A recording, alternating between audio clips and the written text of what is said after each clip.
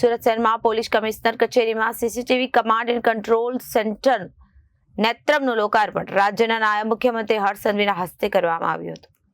Control રૂમના CCTV command and control centre નેત્રમનું લોકાર્પણ. સુરત શહેરમાં હાલ 2000થી વધુ કેમેરા, 709 જેટલા કેમેરાનું સીધું મોનિટરિંગ ગાંધીનગર ત્રિનેત્રમથી પણ થઈ શકશે. સુરત શહેરમાં પોલીસ કમિશનર કચેરીમાં CCTV command and control centre નેત્રમનું લોકાર્પણ કરવામાં આવ્યું. રાજ્યના નાયબ મુખ્યમંત્રી હર્ષ સંઘવીના હસ્તે આ ઉદ્ઘાટન કરવામાં આવ્યું હતું અને કંટ્રોલ રૂમના CCTV command and control centre નેત્રમનું લોકાર્પણ. સુરત શહેરમાં હાલ 2000થી વધુ કેમેરા અને 709 જેટલા કેમેરાનું સીધું મોનિટરિંગ ગાંધીનગરથી ત્રિનેત્રમથી પણ થઈ શકશે. ગાંધીનગરના ત્રિનેત્રમ સીસીટીવી કમાન્ડ એન્ડ કંટ્રોલ સેન્ટરથી ગુજરાતના 34 જિલ્લાઓનું સીધું મોનિટરિંગ કરવામાં આવશે, જેનું લોન્ચિંગ રાજ્યના નાયબ મુખ્યમંત્રી હર્ષ સંઘવીના હસ્તે કરવામાં આવ્યું. સીસીટીવી કેમેરાના ફૂટેજથી ગુનાખોરીને અટકાવી શકાશે.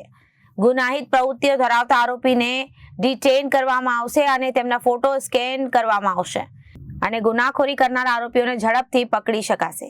સુરત શહેરના સીસીટીવી કંટ્રોલ રૂમ એટલે નેત્રમના લોકાર્પણ જો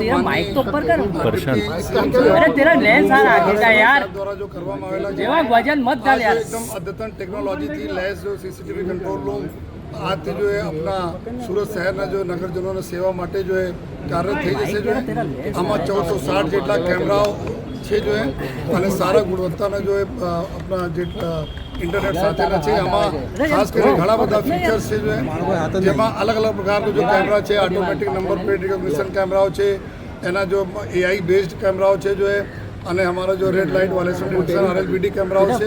તમામ પ્રકારના કેમેરાઓના કોમ્બિનેશન સાથેના આ જો સજ્જ રહેશે. અહીંયા સતત જો 30 જેટલા પોલીસના સ્ટાફ જો કાયદા અને વ્યવસ્થાને જાળવણી માટે કાર્યરત રહેશે અને સાથોસાથ જેટલા બી અમારા બોડી વર્ન કેમેરા આવે છે, આ બોડી વર્ન કેમેરાઓના લાઈવ ટેલિકાસ્ટ અહીંયા જોવામાં આવશે છે. અને આ વર્ષ અમે વાત કરીએ તો સુરત શહેરમાં જો સીસીટીવી કેમેરાના માધ્યમથી 220 જેટલા જો મર્ડર, ચેન સ્નેચિંગ જેટલા જો સિરિયસ ગુનાઓ જો ડિટેક્ટ કરવામાં આવેલા છે.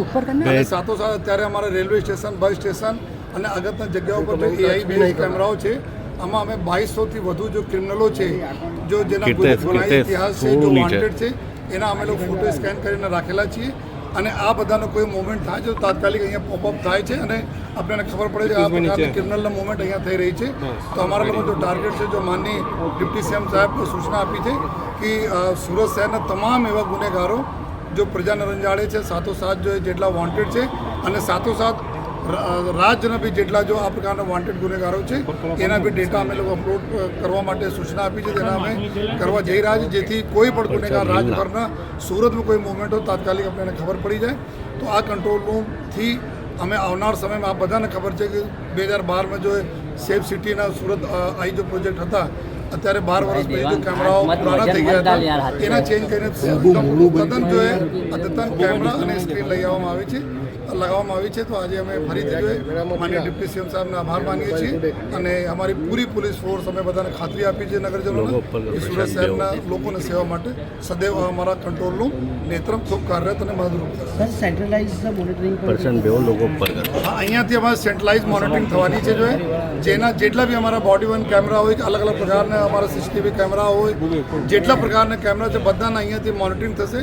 અને અહીંયા જો અમારા ઓફિસર છે, 3 અમારા PI સતત જો 24 કલાક જો ડ્યુટી ઉપર રહે છે DCP કંટ્રોલ રૂમના નેતૃત્વમાં અને એના ક્રાઇમ બ્રાન્ચ પૂરા સુપરવિઝન એના કરશે જોઈએ જેથી કન્ટિન્યુઅસ જો મોનિટરિંગ આમાં થતી રહે. અને સાથોસાથ આપણા જો મહાનગરપાલિકાના કેમેરાઓ છે એના બી ફીડ અમારી પાસે અહીંયા છે અને જો પ્રજાના જેટલા કેમેરા છે, જો 25,000 જેટલા કેમેરાઓના ડેટા છે એના બી અમે લોકો ક્રાઇમ બ્રાન્ચના માધ્યમથી અહીંયા ધીમે ધીમે આવનાર દિવસોમાં એના સાંકળી લઈશું.